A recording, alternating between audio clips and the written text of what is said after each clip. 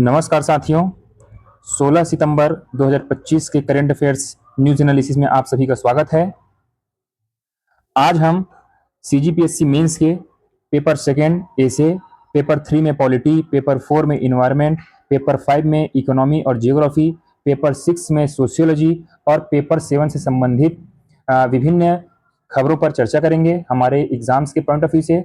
साथ ही साथ CGPSC prelims और सीजीपीएससी द्वारा विभिन्न वनडे एग्जाम्स, सीजी व्यापम द्वारा वनडे एग्जाम्स में जो काम आ सकने वाली खबरें हैं, न्यूज़ है, उस पर हम चर्चा करेंगे। इस चर्चा को शुरू करने से पहले दोस्तों, मैं आप सबसे एक बार फिर से वो वही बात रिपीट करना चाहता हूँ कि मुझे फिर से कुछ दोस्तों का, कुछ शुभचिंतकों का ये सलाह मिला है कि वीडियो थोड़ा सा लंबा हो जा रहा है। इतने लंबे वीडियो देखने की आदत नहीं है यहाँ अभी सीजीपीएससी छत्तीसगढ़ के एस्पायरेंट्स को। तो यदि हो सके तो वीडियो शॉर्ट में हो, जितना भी बनता है 40 मिनट 50 मिनट का, उससे थोड़ा सा छोटा हो तो देखने में भी अच्छा लगेगा और इम्पॉर्टेंट जो न्यूज़ है उसको पहले कवर कराएंगे तो ज़्यादा अच्छा रहेगा करके। तो मैं उन सभी लोगों का धन्यवाद करता हूं जो इस तरह से सुझाव देते हैं मेरे इस इनिशिएटिव के लिए, और उन्हीं के कारण ही मैं इस सब पर सुधार कर पा रहा हूँ। ठीक है, तो कोशिश करते हैं कि पहले जितना लॉन्ग वीडियोस बनता था उससे छोटा हो और आप तक वही क्वालिटी कंटेंट बिना किसी मॉडिफिकेशन के, बिना किसी डिस्ट्रैक्शन के आप तक पहुंच जाए। ये ऐसी पूरी संभावना रहेगी। ठीक है, तो बढ़ते हैं आज के पहले न्यूज की तरफ। और इस एनालिसिस से संबंधित पीडीएफ दोस्तों आप हमारे इस टेलीग्राम के लिंक पर जाकर के डाउनलोड कर सकते हैं। सीधे आपको जो अभी समझाया जाएगा, जैसे जैसे इसमें अलग अलग न्यूज़ पर चर्चा की जाएगी, उसका एज इट इज पीडीएफ आपको हमारे इस टेलीग्राम लिंक पर मिल जाएगा। तो प्लीज आप जाकर के विजिट कर सकते हैं। ठीक है, तो आज का पहली खबर है, बार नवापारा में 200 से ज्यादा काले हिरण उलांचे भर रहे हैं, छत्तीसगढ़ के जंगलों से हो गए थे लुप्त। ठीक है, तो सबसे पहले हमारे लिए खबर यही है कि ये बार नवापारा अभ्यारण्य कहाँ स्थित है, यहाँ अभी क्या पाए जाते हैं, काले हिरण पाए जाते हैं, तो ये हमारे लिए फिर अन्य कौन कौन से वन्य प्राणी यहाँ पाए जाते हैं वो हमको देखना है। साथ ही ये बार नवापारा अभ्यारण्य की स्थिति से लेकर के हम सारे इसके बेसिक्स को यहीं पे कवर करेंगे। ठीक है, फिर देखेंगे कि काले हिरण के पहुंचने से क्या वहां पे परिवर्तन हुआ है या होने वाला है, इसके हम जो लाभकारी पक्ष है उसका भी हम एनालिसिस करेंगे। ठीक है, तो दोस्तों बार नवापारा अभ्यारण्य किस जिले में स्थित है? यह है आपके बलौदाबाजार जिले में स्थित है। ठीक है, कहाँ है? बलौदाबाजार जिले में स्थित है। दूसरा, इसकी स्थापना कब हुई थी? इसकी स्थापना हुई थी 1976 में हुई थी। ये कितने किलोमीटर क्षेत्रफल में फैला है जी? देखिए, ये जितने भी फैक्ट मैं आपको बता रहा हूँ ये आपके एमसीक्यू बेस्ड एग्जाम्स के साथ साथ जब आपको आपके सीजीपीएससी मेंस के पेपर 5 जियोग्राफी जो है, सीजी जियोग्राफी, उसमें बार नवा अभ्यारण्य के बारे में यदि पूछा जाता है तो आपको ऐसे लिखना है। क्या लिखना है कि जिला, मतलब जब उसको लिखेंगे हेडिंग बना के, पहला जिला कहाँ स्थित है? बलौदाबाजार में। दूसरा, इसकी स्थापना कब हुई थी? तो 1976 ईस्वी में। ठीक है, तीसरा आप क्या लिखेंगे? तीसरा आप लिखेंगे इस पे ये इसका क्षेत्रफल कितना है? क्षेत्रफल कितना है? तो क्षेत्रफल है इसका 245 स्क्वायर किलोमीटर। ठीक है, 245 स्क्वायर किलोमीटर में है। इसका नामकरण किस आधार पर किया गया है? तो बार और नवापारा नामक वन्य ग्राम के आधार पर किया गया है। ठीक है, ध्यान रखेंगे। यहां से कौन सी नदी गुजरती है जी? यहां से बलमदेही नदी गुजरती है। ध्यान रखेंगे, अभी हाल ही में एडीआई में क्वेश्चन पूछा गया था कि बार नवा अभ्यारण्य से कौन सी नदी प्रवाहित होती है? तो बलमदेही अभ्यारण्य, बलमदेही नदी प्रवाहित होती है। ठीक है जी। उसके बाद इसमें इस बलमदेही नदी पर कौन सा जलप्रपात है? तो सात देवधारा, इसको भी याद रखेंगे आप। सात देवधारा जलप्रपात इस बलमदेही नदी पर स्थित है। अब जैसे यहाँ बताया गया कि यहाँ कौन कौन से जीव जंतु पाए जाते हैं, सबसे पहले काला हिरण आपके सामने पता चल गया। ठीक है, यदि आपसे क्वेश्चन पूछा जाए कि काला हिरण किस अभ्यारण्य में पाया जाता है और ऑप्शन में बार नवापारा अभ्यारण्य आपके विकल्प में होता है, तो आप निश्चित तौर पर यही विकल्प लेंगे उत्तर में। साथ ही यहाँ रेंगने वाले जीवों में धामन जो सरीसृप प्रजाति की आती है, नाग, अजगर, करैत, ये सब क्या है? रेंगने वाली प्रजाति हैं। इसके साथ ही साथ यहाँ तेंदुआ, लकड़बग्गा, जंगली सुअर, बारहसिंगा, सांभर, चीतल इत्यादि वन्यजीव भी पाए जाते हैं। और पर्यटन स्थल के रूप में यहाँ कौन सा स्थल विद्यमान है? तुरतुरिया आश्रम इस्तेमाल वहां पे स्थित है, जो रामायणकालीन स्थल है। यहाँ पर लौ कुश का जन्म हुआ था। ठीक है, ये हमारे सारे फैक्चुअल यहाँ पे एक बार हमने रिवीजन कर लिया सारी चीजों का। दूसरा, यदि आपके मेंस में या पर्यटन के पॉइंट ऑफ व्यू से इसको पूछा जाता है कि बारहनवा अभ्यारण्य का, बारहनवा पारा अभ्यारण्य का पर्यावरणीय दृष्टि से क्या या उसका महत्व है, या फिर सीधा आपको फैक्ट पूछा जाए तो आप यही बताएंगे कि हाल ही में अब यहाँ पे काले हिरण की भी उपस्थिति दर्ज की जा रही है। अब देखिए ये क्यों इंपॉर्टेंट है। देखिए दरअसल ये जो 1980 के दशक में काले हिरण पूरे छत्तीसगढ़ दिखना बंद हो गए थे, केवल चिड़ियाघर में इसे देखा जा सकता था। लेकिन इसके आने से अब क्या फायदा होगा, इसका फायदा ये होगा कि जो वहां पर देखिए लिखे है ना कि जंगल में उन्हें और खुद ही सीखना पड़ता है क्या चीज खानी और तबीयत बिगड़ती है तो क्या करना है। वहां पर जो अन्य जो वन्य प्राणी है, जो फूड चेन है वहां का, क्या है, फूड चेन है, वो डिस्टर्ब नहीं होना चाहिए, ठीक है, क्योंकि वहां तेंदुआ लकड़बग्घा भी पाए जाते हैं। तो फूड चेन जो है संतुलित रहे, पारिस्थितिकी तंत्र संतुलित रहे, इसलिए काले हिरण की उपस्थिति वहां पर इंपॉर्टेंट हो जाती है और इसीलिए महत्वपूर्ण भी है। ठीक है, एक और फैक्ट है आप सबके लिए, आप ध्यान रखेंगे इस चीज को, बहुत बड़ा फैक्ट है ये।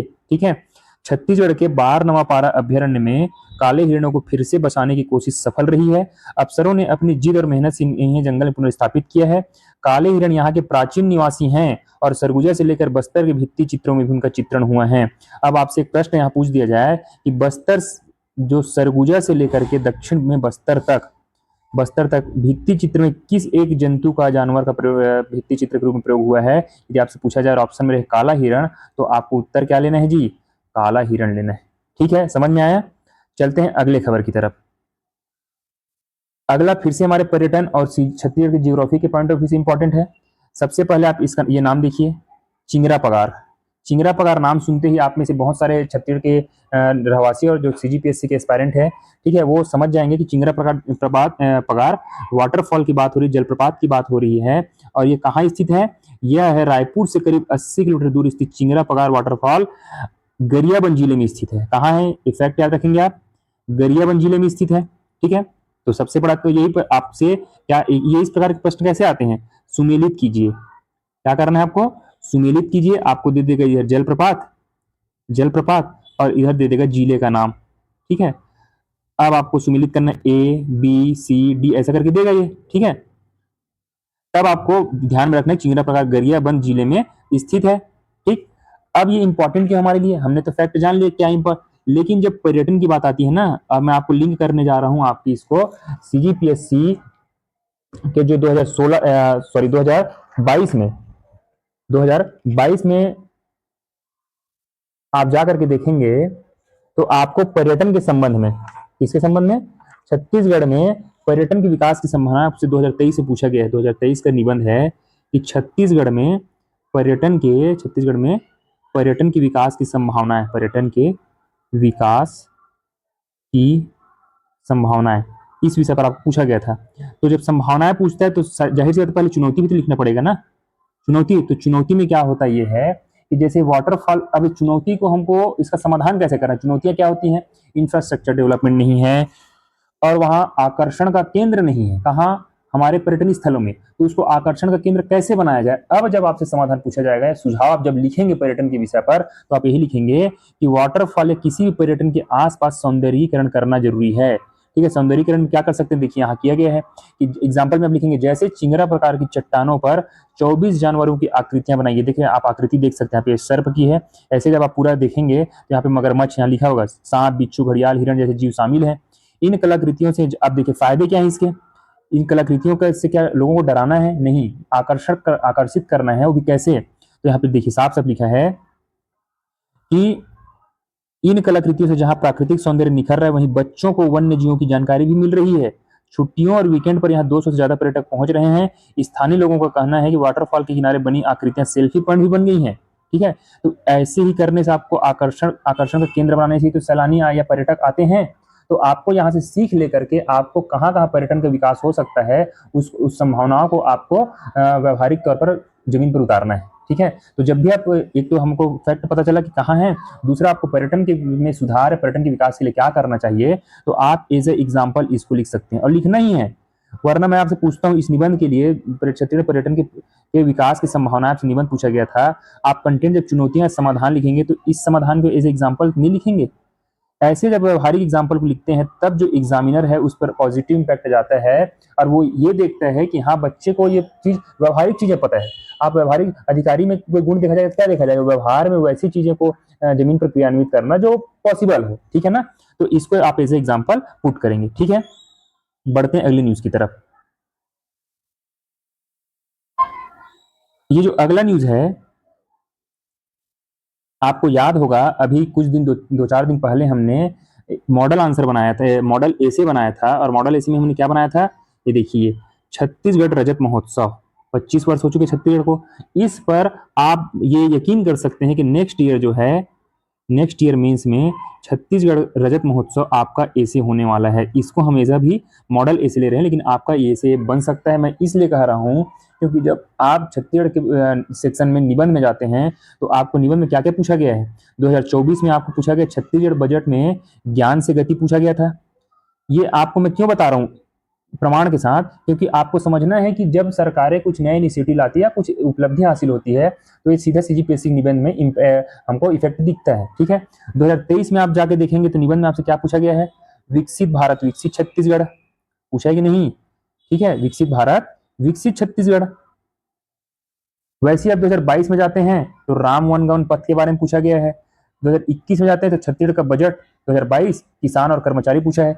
इन सारे तथ्यों से ये बात सिद्ध होता है कि नेक्स्ट ईयर आपसे छत्तीसगढ़ रजत महोत्सव पर पूछा जा सकता है। इसी कड़ी में सबसे पहले हमने बस्तर के विकास पर इसी प्रकार का एक पूरा सरकार की उपलब्धियां सामने आई थी, उस पर हमने चर्चा किया था, आपको याद होगा, ठीक है। बस्तर में इंफ्रास्ट्रक्चर और वहाँ के सामाजिक आर्थिक विकास के लिए सरकार क्या क्या प्रयास कर रही है, नक्सली हिंसाएं हैं, नक्सली गतिविधियों में रोक लगाने की सरकार क्या क्या प्रयास कर रही है, हमने सब देखा था। बस्तर ओलंपिक, नियर नेल्लानार, ये सब हमने देखा था, ठीक है।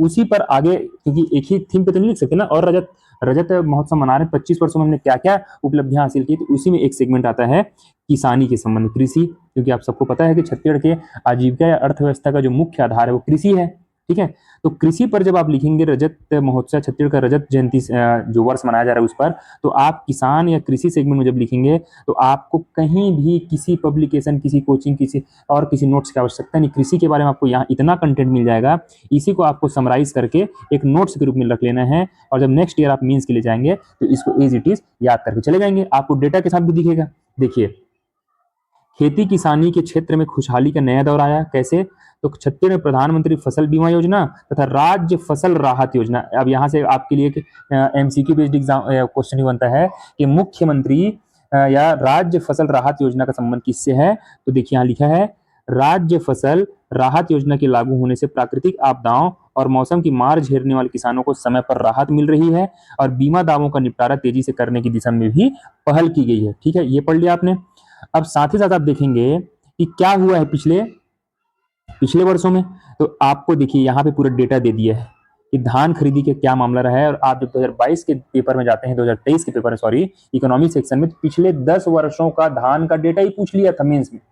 तो ये डेटा अमूमन हम याद नहीं करते हैं, हमको प्राप्त नहीं होता, ढूंढना पड़ता है, ढूंढने हम जाते नहीं हैं। तो इसलिए जब ढूंढ नहीं पाते हैं तो सरकार सीधे ही अपने एडवर्टीजमेंट के माध्यम से हमको अपना डेटा दे देती है। इस डेटा को आपको ध्यान रखना है कि 2015-16 में कितने लाख मीट्रिक टन की धान खरीदी थी, 59 लाख मीट्रिक टन, और अभी 2025-26 का आने वाला है, आप यकीन मानिए ये लगभग इससे यहाँ 159 हो जाएगा ये, क्योंकि पिछले वर्ष हमने 149 लाख मीट्रिक टन धान खरीदी किया था। आपके लिए एक एक फैक्ट है, पिछले 5 सालों का डेटा आपसे पूछा जाए तब, ठीक है, किसान कितने रजिस्टर्ड थे तब, इस साल पूछा जा सकता है आपको 2025-26 में कितने किसान रजिस्टर्ड होने वाले, भी तो हुए नहीं है, जब होगा तब नहीं। तो इकोनॉमिक सर्वे में 2024-25 का तो दिया ही है, 24-25 में कितने किसान रजिस्टर्ड थे, 25 लाख किसानों ने 149.25 लाख मीट्रिक टन धान बेचा था। कितने का भुगतान हुआ था, इतने का भुगतान हुआ था, ठीक है। तो आपको इसको एनालिसिस करके सारे डेटा को आपको याद करना है कि पिछले 5 वर्षों में धान का जो धान खरीदी कितनी हुई, किसान कितने बढ़े, पंजीकृत किसान कितने बढ़े।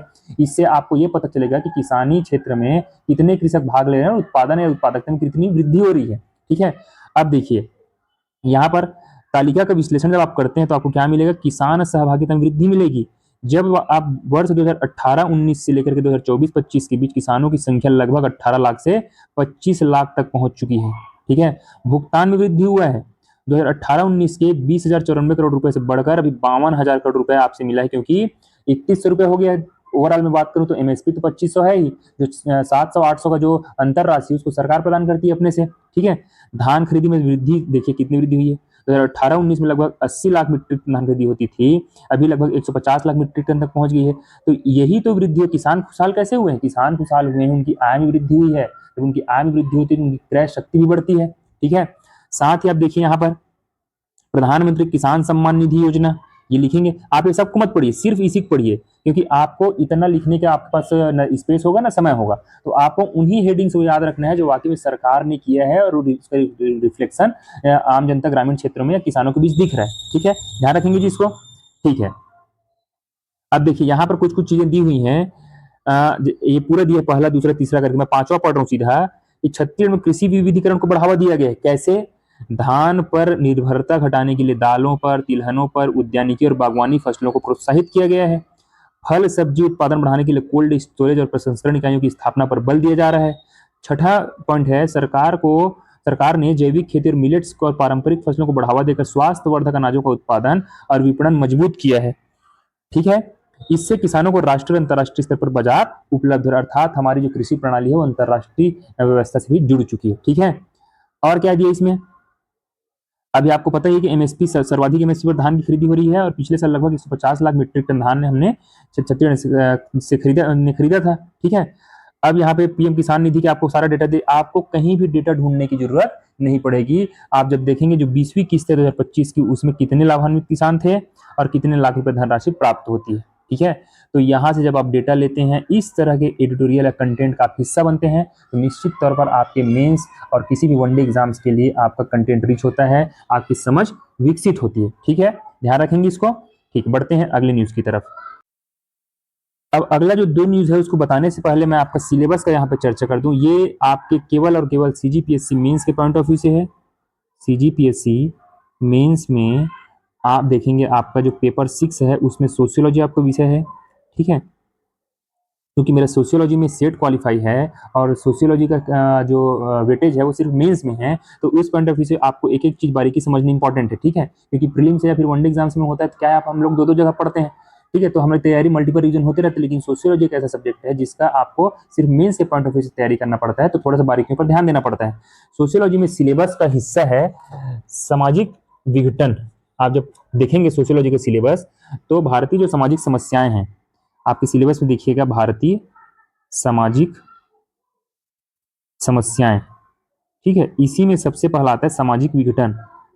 ठीक है, सामाजिक विघटन, और साथ ही साथ जो अलगाव की बात है ये भी आपके सिलेबस का हिस्सा है। हालांकि अभी तक डायरेक्ट इससे कोई ऐसे क्वेश्चन नहीं आए हैं, या अभी हाल के वर्षों में आने की संभावना कम है, लेकिन जब मैं पिछले वर्षों के पेपर्स की तुलना कर अध्ययन करता हूं, जैसे मैं आपको बता रहा हूं 2023 का प्रश्न, आप मुझे बताएंगे क्या आपने कभी सोचा था ऐसे प्रश्न आएंगे? कि प्रश्न है, ध्यान सुनिएगा, कैसे मिट्टी जाति बनाती है, जाति का निर्माण करती है, और जो मशीन है वो वर्ग का निर्माण करती है। आप मुझे बताएं, ऐसा कभी क्वेश्चन आपने सोचा था या कभी पढ़ा था कहीं किसी किताब में?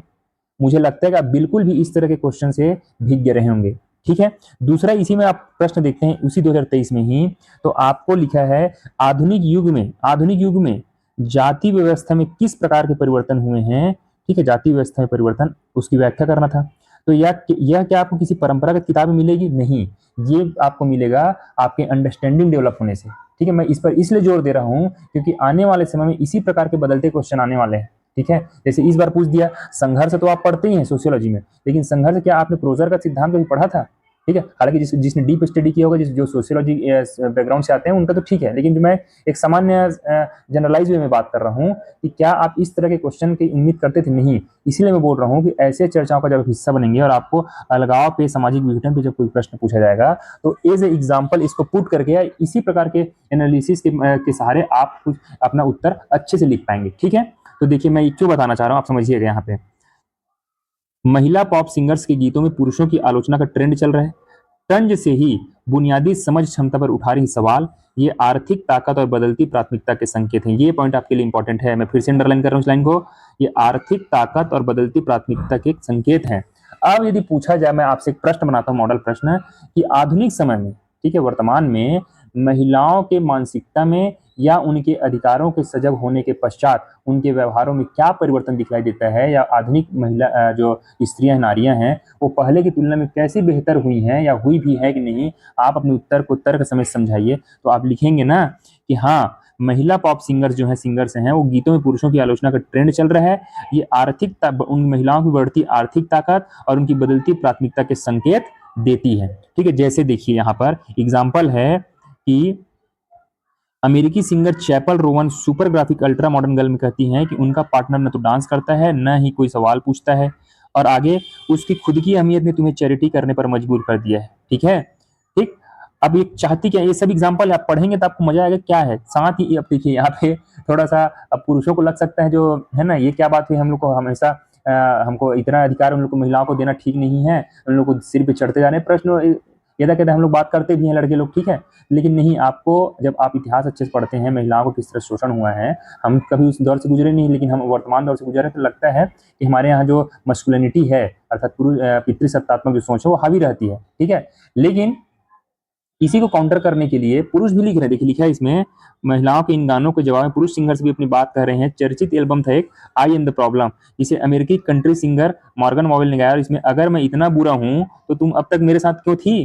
ठीक है, तो पुरुष भी उसको काउंटर कर रहे हैं, ऐसा नहीं है कि एक तरफा चल रहा है, तो पुरुष भी उनको काउंटर कर रहे हैं कि इतना भी आगे मत जाइए, यदि समानता की बात कर रहे हो तो समानता रखिए, क्योंकि देखिए इतिहास में जिनके साथ शोषण हुआ वो हुआ, ठीक है, लेकिन वर्तमान में आप उस शोषण का आधार बना करके अब हमको ज्यादा आजादी चाहिए, ज्यादा स्वतंत्रता चाहिए, या हम उनको तुम लोग को आलोचना करेंगे हमारे साथ ऐसा हुआ है, तो ये बात ठीक नहीं। ठीक है, जो इतिहास में हुआ है, लेकिन अब समानता के साथ चलना है, दोनों पक्षों को समझना पड़ेगा कि किसी के ऊपर भी हावी होना उचित बात नहीं है। ठीक है, आपने वो उसका पुष्पा मूवी में एक सॉन्ग आई थी, सुने होंगे आप। ठीक है, पुष्पा मूवी एक सॉन्ग आई थी, ठीक है, जिसमें कहते हैं कि मर्द है बिन पेंदी लोटा। ठीक है, तो ये सब बातें बताया इसलिए जा रहा है क्योंकि कैसे सोच बदल रही है। आपको यहाँ पे मैं किसी के बारे में जेंडर बायस्ड होकर बात नहीं कर रहा हूं, मैं सिर्फ आपको ये बताना चाह रहा हूँ कि जब समाज में परिवर्तन होता है, जेंडर इक्वालिटी की बात आती है, तो किस तरह की बातें होनी चाहिए, क्या हमको सब रखना चाहिए, तो हमको हमेशा संविधान को आगे रख के चलना है। ठीक है, अब देखिए क्या प्राथमिकता के संकेत क्या है। ठीक है, जब आपसे पूछा जाए तो आपको ये वाले लाइन लिखना है। अभी तक तो हम सिर्फ कॉन्सेप्ट समझ रहे थे एग्जाम्पल के माध्यम से कि वाकई में क्या चल रहा है दुनिया में। अब देखिए यहाँ पे समझिए कि आज की महिलाएं आर्थिक रूप से ज्यादा सक्षम है, इसका असर उनके रिश्तों की प्राथमिकताओं पर भी पड़ा है। इसीलिए कहा जाता है कि आर्थिक स्वतंत्रता सामाजिक स्वतंत्रता के द्वार खोलती है, सामाजिक स्वतंत्रता के द्वार खोलती है। ठीक है, ध्यान रखेंगे आप। ठीक, तो जब आप इसको देखते हैं तो सक्षम हुए हैं, अब वे ऐसे पार्टनर चाहते हैं जो घर के कामों में हाथ बटाएं, भावनात्मक रूप से समझदार हों और बराबरी का रिश्ता निभाएं। आप जब सोशियोलॉजी में लिखेंगे इसका उल्लेख जरूर करें जी, प्यू रिसर्च सेंटर, इसको जब आप उल्लेख करते हैं तो आपके जो उत्तर है वो प्रमाणिक माना जाता है। प्यू रिसर्च सेंटर ये अमेरिका का एक थिंक टैंक है, उन्होंने 2023 में अमेरिका में 25 से 54 साल के 35% महिलाएं सिंगल थी। उन्होंने बताया कि 25 से 54 साल की 35% महिलाएं सिंगल थी, जबकि 1990 में यह आंकड़ा 29% था। अर्थात अब महिलाएं शादी या रिश्ते के लिए समझौता नहीं कर रही हैं, वे इंतजार कर रही हैं कि उस व्यक्ति को जो उनके मानकों पर खरा उतरे। अब आपके हिसाब से नहीं चलेगा कि तो कि एक तरफा तुम जैसा बोलो पितृसत्तात्मक सोच के साथ, वैसा आप चलने वाला नहीं है। ठीक है, आप इसको याद रखेंगे। तो मैंने जितना आपको बताया है उस तरह से आप इसको समझने का प्रयास करेंगे। ठीक, अगला ही है इसी से संबंधित, सोशल मीडिया और एक्स्ट्रा मैरिटल अफेयर से रिश्तों में दरार पड़ी है। 4.5 साल में रायपुर में 8,735 केस आए हैं। अब इस सोशल मीडिया को मैं सामने क्यों रखा हूं, जब आप सामाजिक परिवर्तन के कारकों में जाते हैं, आपके सिलेबस का हिस्सा है सामाजिक परिवर्तन के कारकों में, ये रिश्तों में दरारें बढ़ रही हैं, जो तलाक के मामले वो बढ़ते जाते हैं, सामाजिक परिवर्तन ही तो है, ये अचानक कैसे बढ़े। तो जब सामाजिक परिवर्तन के कारकों पर आप डिस्कस करते हैं, आपके सिलेबस में है ना कारकों में, तो एक कारक है आपका मीडिया या इलेक्ट्रॉनिक मीडिया या सोशल मीडिया, टेक्नोलॉजी। ठीक है, टेक्नोलॉजी का हिस्सा है ये। तो ये सोशल मीडिया आपके सामाजिक परिवर्तन में कैसे भूमिका निभा रहे हैं, इस एग्जाम्पल देखिए कि सोशल मीडिया में अर्थात देखिए reels, social media, extra marital affair और शराब की वजह से सबसे ज्यादा घर टूट रहे हैं। यह रिश्तों में दरार आ रही, यही कारण है घरेलू हिंसा और प्रताड़ना की शिकायतें भी लगातार बढ़ रही हैं। तो आप जब लिखेंगे कि सामाजिक परिवर्तन कारक सोशल मीडिया कैसे प्रभावशाली है, तो निगेटिव साइड में लिखेंगे। एक तो पॉजिटिव साइड क्या होता है उसका, टेक्नोलॉजी या सोशल मीडिया का, कि भाई हमको मान लें हमारे आसपास हमको जीवन साथी नहीं मिल रहा है, तो विभिन्न प्रकार के जो मैरिज साइट होता है उस पर हम यहाँ से हरियाणा, दिल्ली या साउथ में कहीं पर तमिलनाडु में हम अपने मनचाहा जीवन साथी ढूंढ सकते हैं, और लोग ढूंढ भी रहे हैं और सुख से जीवन व्यतीत कर रहे हैं। लेकिन इसी सोशल मीडिया और रील्स में ज्यादा समय व्यतीत करने से शंका या फिर उस पर संशय बढ़ने के कारण भी रिश्ते टूट रहे हैं। तो आपको दोनों पक्ष उस पर रखना है, ठीक है। तो आपको ध्यान रखना है, जब आप टेक्नोलॉजी के बारे में लिखेंगे, आपसे ऐसा कभी क्वेश्चन आ जाता है सोशियोलॉजी में, तो ये आपको ध्यान रखना है, ठीक है।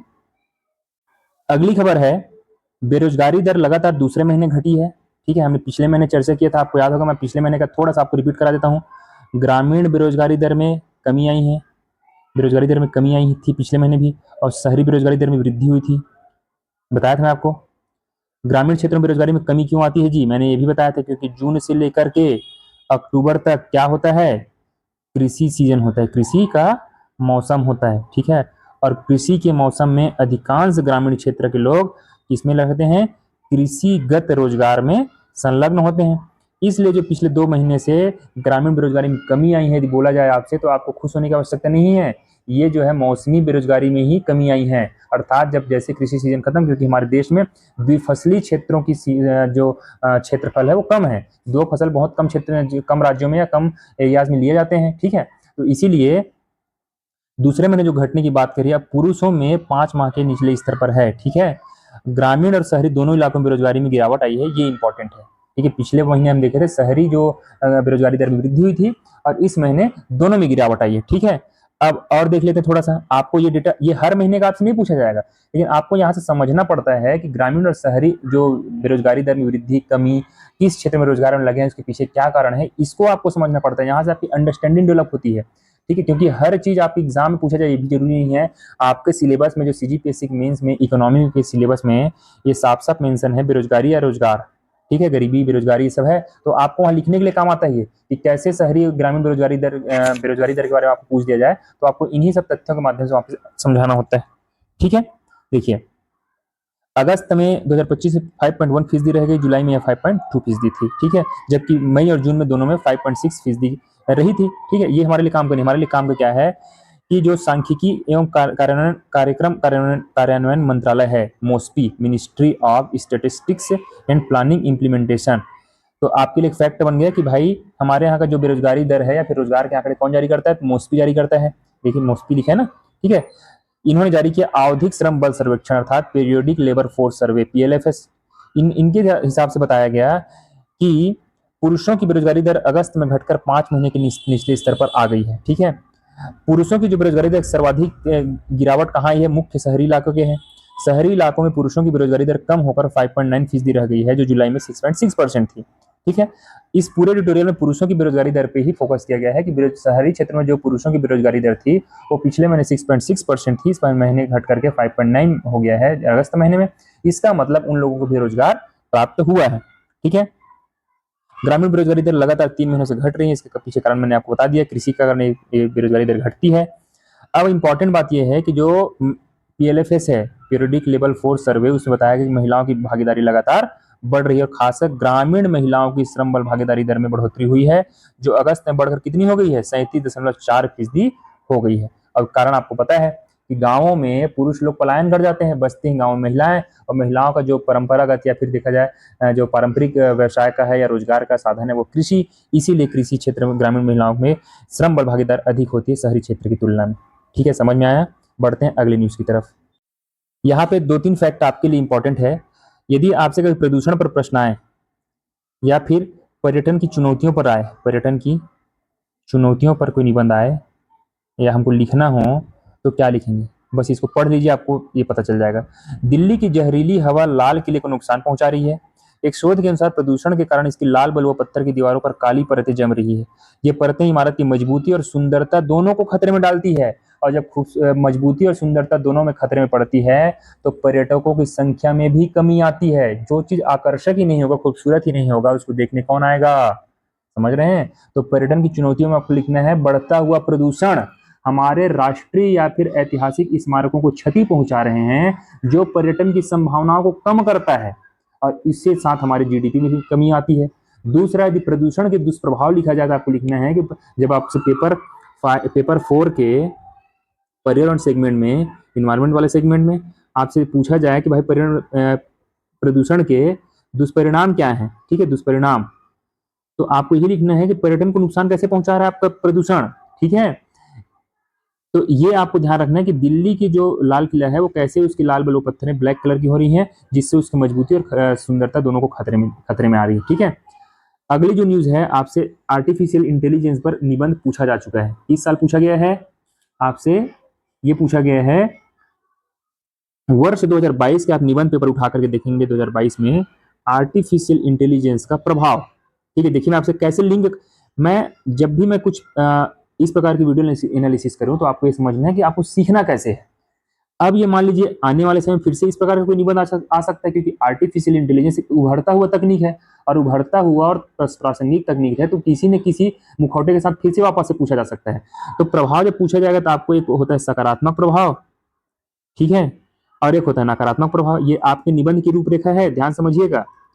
तो सकारात्मक प्रभाव में बहुत सारे आएंगे कि भाई आर्थिक क्षेत्र में, सांस्कृतिक क्षेत्र में, ठीक है, सांस्कृतिक क्षेत्र में, और आपके सामाजिक क्षेत्र में, ये सब सकारात्मक प्रभाव है। तो जब आर्थिक क्षेत्र में आते हैं तो यही के लिए दिया गया है, देखिए नीति आयोग की रिपोर्ट बता रही है, ठीक है, कि आर्टिफिशियल इंटेलिजेंस से जीडीपी में जुड़ेंगे 49 लाख करोड़ रुपए, ठीक है। तब आप लिखेंगे कैसे जुड़ेंगे, तो देखिए नीति आयोग कहती है कि यह बढ़ोतरी तब होगी जब वर्क फोर्स की प्रोडक्टिविटी में वृद्धि होगी। हम लोग अभी तक क्या चिंता पढ़े हैं जी, कि आर्टिफिशियल इंटेलिजेंस के आने से वर्क फोर्स की कमी होगी या फिर लोगों की जॉब चली जाएगी, लेकिन नीति आयोग दूसरा एस्पेक्ट बता रहा है कि वर्क फोर्स की प्रोडक्टिविटी में क्या होगी, वृद्धि होगी, और उनकी एफिशिएंसी भी बढ़ेगी। अर्थात जब आपके समकक्ष में कोई आकर के खड़ा हो जाएगा, वो भी कृत्रिम बुद्धिमत्ता युक्त कोई रोबोट, तो आपको अब लगेगा ना, आप चुनौती से एज ए कॉम्पिटिटर लेंगे और आप सीखने के लिए भी ललायत होंगे। तो इसीलिए बोला गया है कि आपकी एफिशिएंसी बढ़ने लगेगी, ठीक है। जैसे बैंक, बीमा जैसे फाइनेंशियल सर्विसेज और मैन्युफैक्चरिंग सेक्टर में आर्टिफिशियल इंटेलिजेंस का सबसे ज्यादा असर होने वाला है। तो ये बैंक, बीमा, फाइनेंशियल सर्विसेज, मैन्युफैक्चरिंग से, ये क्या है जी, सेकेंडरी में मैन्युफैक्चरिंग सेक्टर आता है, और जो टर्सरी है या सर्विस सेक्टर जिसको बोलते हैं, उसमें आता है बैंक और बीमा। इन्हीं क्षेत्र पर आर्टिफिशियल इंटेलिजेंस का सर्वाधिक प्रभाव पड़ेगा। तब तो जब आप लिखेंगे कि इसका प्रभाव किधर पड़ेगा, सकारात्मक प्रभाव, नकारात्मक प्रभाव, तो सबसे ज्यादा प्रभाव इन्हीं क्षेत्रों पर पड़ेगा, देख लीजिए। तो मैं आपसे पूछ रहा हूं, आप मुझे कमेंट बॉक्स में बताइए क्या ये 100% लिंक हुआ कि नहीं हुआ आपके निबंध से, ठीक है। तो इसी प्रकार से आपको पढ़ना है और आपको अपने प्रभावी कंटेंट तैयार करते जाना है, ठीक है। बढ़ते हैं अगली न्यूज की तरफ। यहाँ पर कुछ आपकी जानकारी के लिए है कि जो रजत जयंती वर्ष मनाया जा रहा है छत्तीसगढ़ सरकार द्वारा, उसके नए बजट अब तक की सबसे अधिक राशि का होने के आसार हैं। यहाँ पे कुछ डेटा दिया गया है, आपसे मैं पूछूं कि वर्ष 2025-26 का बजट आकार कितना था, तो 1.65 लाख करोड़ रुपए, 1.65 लाख करोड़ रुपए था। पिछले वर्ष की तुलना में कितने प्रतिशत की बढ़ोतरी हुई थी, 12% की बढ़ोतरी हुई थी, ठीक है। आपको 2 फैक्ट मिल गए आपके एमसीक्यू के लिए कि 2025-26 का बजट कितना था, 1.65 लाख करोड़ का था। कितने परसेंट की वृद्धि हुई थी पिछले वर्ष की तुलना में, 12% की वृद्धि हुई थी, ठीक है। अब इसमें ना 2-3 बातें, वो होता क्या है आपको ध्यान रखना है, ठीक है, क्योंकि आपके सिलेबस का हिस्सा है। मेंस में जब आप जाते हैं इंडियन इकोनॉमी नामक सिलेबस में, तो आप देखेंगे कि इसमें राजकोषीय नीति के संबंध में, ठीक है, राजकोषीय नीति के संबंध में आपके सिलेबस में हिस्सा है, और राजकोषीय नीति का हिस्सा ही होता है बजट। और इस बजट में 2-3 बातें आती हैं, वो क्या होता है, संयुक्त बजट, परिणामी बजट, जेंडर व ऑफ बजट प्राप्त होने की अंतिम तिथि। तो अब हमने देखा यहाँ पे हमारे लिए कुछ भी इंपॉर्टेंट नहीं थे, 2-3 फैक्ट हमने देखे वो। अब यहाँ पर हम देखते हैं कि ये परिणामी बजट, जेंडर बजट व ऑफ बजट, ये होते क्या हैं, एक एक लाइन में समझ लेते हैं। तो ये हो सकता है हमारे जो मीन्स के इकोनॉमी पार्ट है उसमें 2-2 अंक में पूछा जा सके, तो हम इसको आसानी से डील कर ले जाए, ठीक है। अब देखिए पहला क्या है, पहला है परिणामी बजट, ठीक है जी। तो परिणामी बजट किसको कहते हैं, यह एक वित्तीय योजना है जहां संसाधनों को, जो भी संसाधन यहाँ से दिए जाएंगे अर्थात फंड दिए जाएंगे, उन संसाधनों को विशिष्ट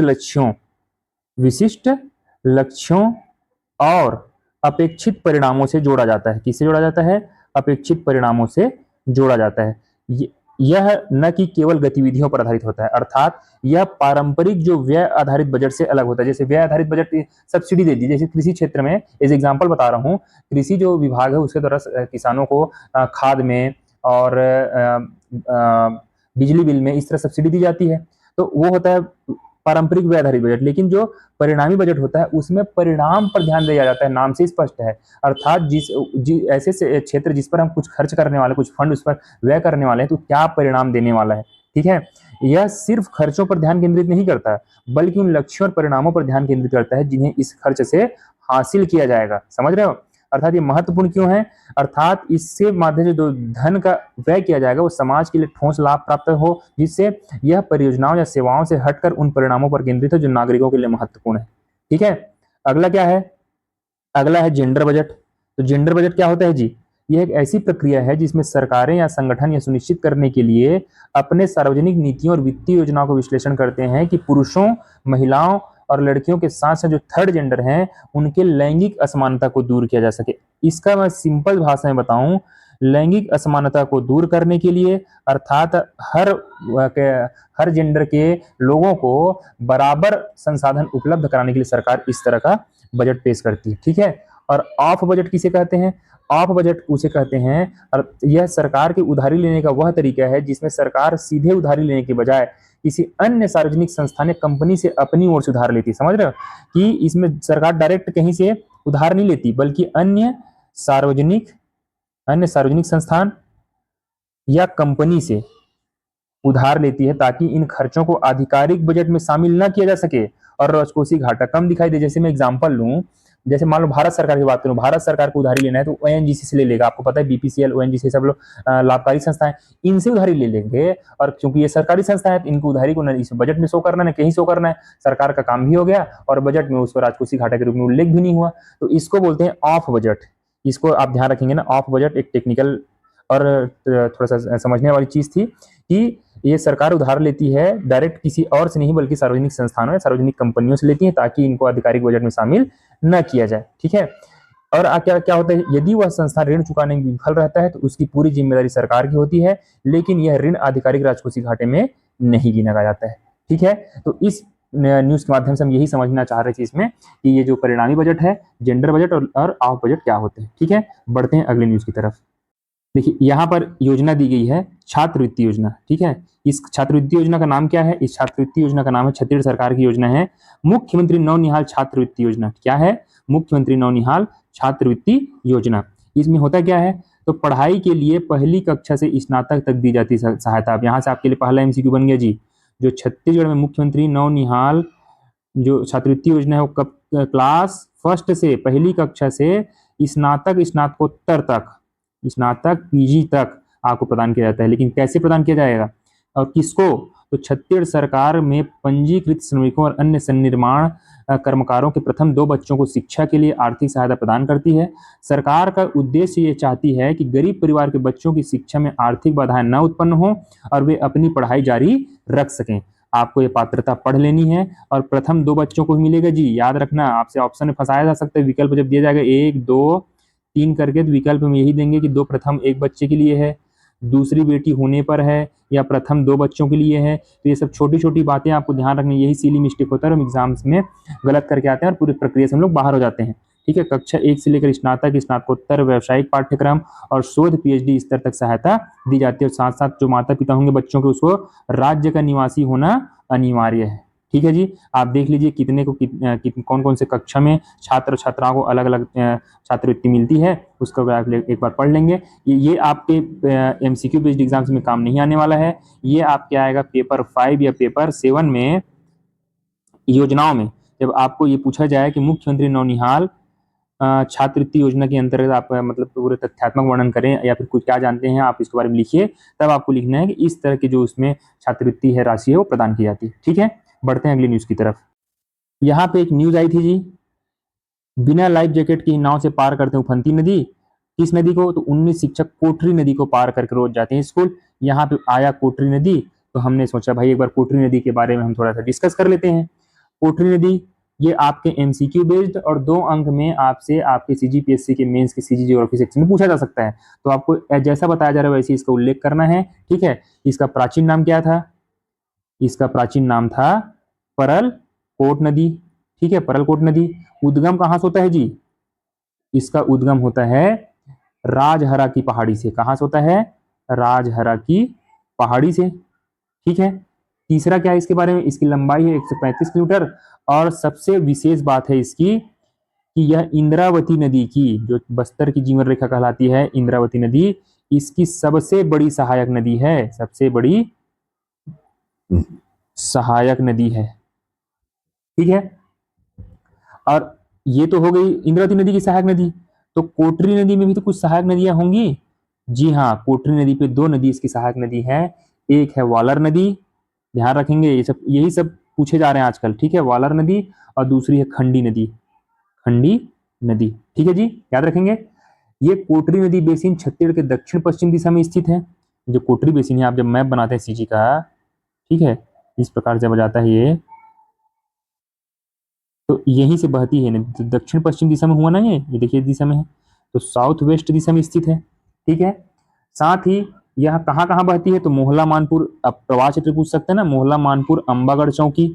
ठीक है, साथ ही ये कांकेर रीजन में बहती है, कांकेर जिले में भी प्रवाहित होती है, नारायणपुर में प्रवाहित होती है, नारायणपुर में, और अंत में बीजापुर में जाकर के ये किसमें विसर्जित होती है, इंद्रावती नदी में विसर्जित हो जाती है। ठीक है, समझ में आया। बढ़ते हैं अगली न्यूज की तरफ। अगला न्यूज सिर्फ आपके एमसीक्यू बेस्ड एग्जाम्स के लिए है। ठीक है, वो भी क्या है, जो अभी दलीप ट्रॉफी हुआ, सबसे पहला प्रश्न तो यही बनता है कि दलीप ट्रॉफी का संबंध किससे खेल से है, दलीप ट्रॉफी का संबंध किस एक खेल से है, तो आपको पता होना चाहिए इसका संबंध है क्रिकेट से। इस बार का दलीप ट्रॉफी 2025 का खिताब किसने जीता, तो सेंट्रल जोन ने। ठीक है, याद रखेंगे, सेंट्रल जोन ने। कप्तान कौन था सेंट्रल जोन का, तो रजत पाटीदार। और रजत पाटीदार आईपीएल में किस टीम का नेतृत्व करते हैं, तो ये करते हैं रॉयल चैलेंजर्स बेंगलुरु, जो 2025 के आईपीएल का खिताब जीता था। ठीक है, इतना याद रखें इसमें। बढ़ते हैं अगली न्यूज की तरफ। ये कुछ फैक्ट है, आप इसको पढ़ लेंगे। जैसे इसमें लिखा है बोंडा जनजाति, बोंडा जनजाति मुख्यतः किस राज्य में पाई जाती है, बोंडा जनजाति, तो ये पाई जाती है आपके उड़ीसा राज्य में। एक चर्चा में रही हेलफायर मिसाइल, कौन सी मिसाइल, हेलफायर मिसाइल को किस देश ने बनाया था, इसको बनाया है अमेरिका ने। रीयूनियन द्वीप का संबंध किस देश से है, तो इसका संबंध है फ्रांस से। तो रीयूनियन द्वीप कहाँ है, फ्रांस का है ये रीयूनियन द्वीप। आप एक बार मैप में चेक करेंगे तो ये यूरोप में नहीं है, ये एशिया या अफ्रीका महाद्वीप के आसपास है, एक बार आप इसको जरूर चेक कर लेंगे। ठीक है, विश्व का एकमात्र कौन सा महाद्वीप जिससे कर्क रेखा, मकर रेखा और भूमध्य रेखा गुजरती है, तो आपको पता होना चाहिए, ये है अफ्रीका महाद्वीप, जहाँ तीनों ही जो रेखाएं हैं, कर्क रेखा, मकर रेखा और भूमध्य रेखा, तीनों गुजरती है। अंडर 23 कुश्ती विश्व चैंपियनशिप 2024 का आयोजन कहाँ हुआ, अंडर 23 कुश्ती विश्व चैंपियनशिप 2024 का आयोजन कहाँ हुआ, तो आपका उत्तर है तिराना, अल्बानिया में। ठीक है, सिया सिया जनजाति किस देश की मूल जनजाति है, तो ये है इंडोनेशिया की सिया सिया जनजाति, याद रखना ना, आप भारत नहीं मार देना सिया सीता सीता से जोड़ के, सिया सिया जनजाति इंडोनेशिया में है। ठीक है, और अंबेडकर आंदोलन में किसने सबसे पहले जय भीम का नारा दिया था 6 जनवरी 1935 को, तो बाबू हरदास एलन ने। ठीक है, ध्यान रखेंगे। अगला कुछ वन लाइनर फैक्ट है जो आपके एमसीक्यू के लिए काम आ सकता है, हम एक एक बार उसको देख लेते हैं। भारतीय बॉक्सर जैस्मीन लंबोरिया, ये नाम याद रखेंगे जी, भारतीय boxer jasmine Lamboria, jasmine Lamboria ने वर्ल्ड बॉक्सिंग चैंपियनशिप में महिलाओं की 57 किलो कैटेगरी में गोल्ड मेडल जीता। इनका नाम है जैस्मीन लंबोरिया। ठीक है, ये याद रखेंगे आप।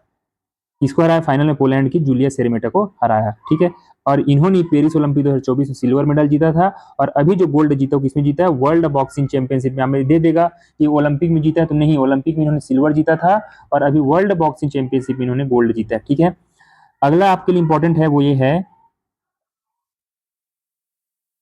देश में बनने वाले 7 पीएम मित्र टेक्सटाइल पार्क में पहला पार्क एमपी के धार के भौसेला में बनेगा। ये आप ध्यान रखना है, आपको पता है ना कि पीएम टेक्सटाइल पार्क बनाया जा रहा है पूरे देश भर में, टेक्सटाइल पार्क। ठीक है, तो इसका जो पहला है वो कहाँ बना है, एमपी के धार जिले के भैंसोला। देखिए आपके यहाँ पे जांजगीर चांपा में एक स्थान है भैंसो, तो वैसे ही याद रखना भैंसोला, भैंसों को ला। ठीक है, हम कहाँ रखेंगे उसको, एक पार्क में रखेंगे, तो जितने भी भैंस हैं उन सारे भैंसों को ला, ऐसे याद रखने इसको। ठीक है, भैंसों को ला, भैंसोला।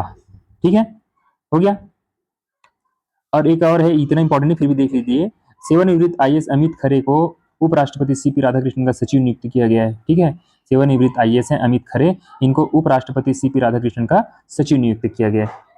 तो आज के इस वीडियो एनालिसिस में इतना ही। मुझे आशा है कि आप सबको ये आज का वीडियो एनालिसिस पसंद आएगा। आप सभी का बहुत बहुत धन्यवाद।